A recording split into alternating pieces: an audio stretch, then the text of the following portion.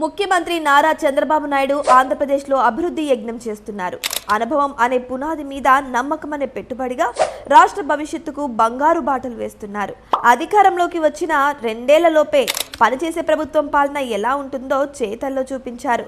YCP అరాచక అసమర్థత పాలనలో 10 లక్షల కోట్లకు పైగా అప్పుల్లో కూరుకుపోయి ఏపీ పేరు చెబితేనే పారిశ్రామికవేత్తలు పారిపోయే పరిస్థితుల్లో ముఖ్యమంత్రిగా బాధ్యతలు చేపట్టిన చంద్రబాబు 7 భారీ ప్రాజెక్టులతో రాష్ట్ర ముఖ చిత్రాన్ని మార్చేసే దిశగా అడుగులు వేస్తున్నారు. వైసీపీ హయాంలో శ్మశానం, ఎడారి అని ఎగతాళి చేసిన అమరావతిని ప్రపంచంలోని అత్యున్నతమైన గ్రీన్ఫీల్డ్ సిటీగా అభివృద్ధి చేస్తున్నారు. 50,000 కోట్లతో జరుగుతున్న పనులతో మరో 2 ఏళ్లలో రాజధాని ప్రాంతం రూపురేఖలే మారిపోతున్నాయి.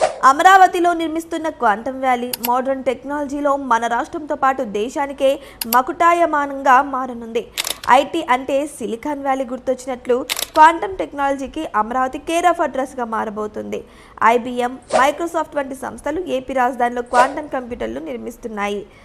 విశాఖలో గూగుల్ AI హబ్ రాష్ట్రానికి గేమ్ చేంజర్ లాంటిది. 1,25,000 కోట్ల డేటా సెంటర్లు, సబ్సీ కేబుల్స్తో వైజాగ్ ప్రపంచ AI హబ్గా అవతరించబోతుంది.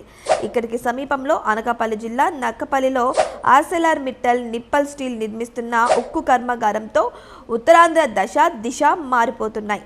ఇంటిగ్రేటెడ్ స్టీల్ ప్లాంట్లు, పోర్టుల ద్వారా లక్షల మందికి ఉపాధి అవకాశాలు లభించనున్నాయి. కాకినాడలో AM గ్రీన్ సంస్థ ప్రపంచంలోని అతిపెద్ద గ్రీన్ అమోనియా కాంప్లెక్స్ నిర్మిస్తుంది. పూర్తిగా సోలార్, విండ్ ఎనర్జీతో ఇక్కడ ఉత్పత్తి చేసే గ్రీన్ హైడ్రోజన్, రెన్యూవబుల్ ఎనర్జీలో ఏపీని ప్రపంచంలోనే నెంబర్ 1 స్థానంలో నిలపనుంది. వైసీపీ హయాంలో ఎప్పుడు పూర్తవుతుందో చెప్పలేని దుస్థితిలో ఉన్న పోలవరం ప్రాజెక్టు పనులు పట్టాలెక్కించి 2027 ఖరీఫ్ సీజన్ నాటికి పూర్తి చేయాలనే లక్ష్యంతో పనులు చేస్తున్నారు. ఈ ప్రాజెక్టు పూర్తయితే శ్రీకాకుళం నుంచి చిత్తూరు వరకు గోదావరి జలాలను తరలించడం ద్వారా రాష్ట్రంలో కరువు అనే మాట లేకుండానే చేయొచ్చు. నెల్లూరు జిల్లాలో లక్షల కోట్ల వ్యయంలో భారత్ పెట్రోలియం కార్పొరేషన్ భారీ పెట్రోకెమికల్ కాంప్లెక్స్ నిర్మిస్తోంది.